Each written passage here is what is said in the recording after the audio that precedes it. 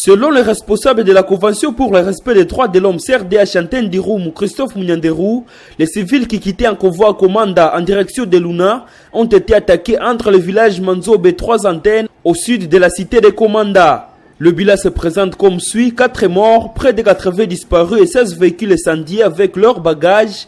Il s'agit notamment de 14 voitures et 2 camions. Christophe Munyanderou regrette que cette embuscade a visé des civils pendant un convoi escorté par les militaires FARDC et des contingents de la brigade des forces d'intervention FAIB de la MONUSCO. Les autorités ont jugé au mieux de suspendre le trafic de part et d'autre de la route nationale numéro 4, notamment les véhicules venus du Nord Kivu, arrêtés au niveau de Manzobe en attendant que la situation passe sous contrôle de l'armée congolaise, a-t-il ajouté. De son côté, le porte-parole des opérations militaires en province d'Ituri, lieutenant Gilles Ngongo Chikoudi, indique que ce drame s'est déroulé à Mafifi. Il affirme que les forces armées congolaises poursuivant l'ennemi ont réussi à libérer plus de 60 civils. Il précise que l'armée cherche à maîtriser la situation et continuer avec la poursuite de l'ennemi. L'armée demande aux usagers de cette route de respecter l'heure de sortie des convois et toute autre consigne, car on fait face à une guerre asymétrique dans laquelle l'ennemi se fait chauffeur et transporteur, a-t-il exhorté. Il s'agit d'une deuxième embuscade depuis que les forces armées de la RDC et la brigade de la MONUSCO ont adopté la décision d'escorter les véhicules dans l'objectif de limiter les attaques similaires contre les civils. Cette embuscade a été tendue ce mercredi après que 6 autres civils ont été tués par les assaillants qui seraient du même groupe armé au niveau de Makulu, à au moins 3 km au sud-est de Maïmoya. Dans la soirée le mardi et à Moulobia mercredi sur axe Maïmoya Chani en province du Nord Kivu. Le bilan de ces 2 attaques fait état de 6 civils tués et 3 motos incendiées, selon Patrick Moussoubao, président de la société civile du groupement Bambouba qui signe un territoire de Beni. Patrick Mouko et de la CRDH déplore ce qu'il qualifie de négligence des informations de la population par les services de sécurité sur le mouvement des assaillants la semaine dernière aux alentours du village Moukoko. Tous ces incidents s'ajoutent aux différentes attaques déplorées malgré l'instauration de l'état de siège prorogé pour la 7e fois par l'Assemblée nationale pour permettre aux forces de sécurité de rétablir la paix et l'autorité de l'État. Cet état de siège ne fait plus l'unanimité au sein de la classe politique où nombreux élus du Nord Kivu et de l'Ituri dénoncent l'inefficacité de cette mesure au vu de la recrudescence des tueries. Le député provincial du Nord Kivu, Alessi Wako, indique que pendant cette période, plus de 400 civils ont été tués. Il demande aux services de sécurité de changer les stratégies pour que la volonté du chef de l'État congolais de ramener la paix à l'est de la RDC soit concrétisée. Il rassure qu'aucun député n'est contre l'état de siège, mais que son seul ennemi, c'est le bilan sur terrain. Ce député alerte sur le nouveau campement des ADF dans le village Kainama, Mwenda, Kikingi près d'Enzobulo, en territoire de Beni, et l'autre à Tiko, près d'Idou, à 7 km d'Irumu, en province d'Ituri. Le député national de la ville de Goma, Jean-Baptiste Kassekwa, plaide pour un recadrage conséquent de l'état de siège pour une réponse appropriée.